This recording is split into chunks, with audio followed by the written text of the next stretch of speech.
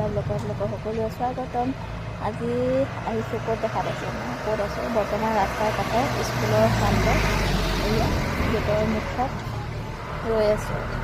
দেখা ছুটি দিয়াই নাই, ল'বলৈ আহিলোঁ। ক'ৰবাত বৰষুণৰ বতৰ, অলপ চিপকৈ বৰষুণো দি আছে। জোৰকৈ নাপালে হয় আৰু দেই।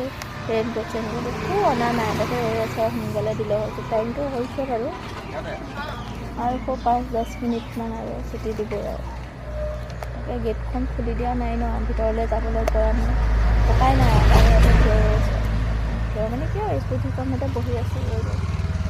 বতৰটো ডাৱৰীয়া আনিছেনে এন্ধাৰ কৰি আনিছে। সেইদিনাখনতো একেবাৰে এন্ধাৰ কৰি একদম পূৰা অন্ধকাৰেই হৈ পৰিছিলে। আজি যেনিবা বতৰটো কিনো গৰম বতৰ কৰিছে, বাৰিষা ছিজন হ'লেও আৰু আন ছিজনতকৈ এইবাৰ মানে বৰষুণটো বেছি, অলপমান মানে খিচখিচ খাচো লাগি থাকে ন বেছি বৰষুণ হৈ থাকিলে।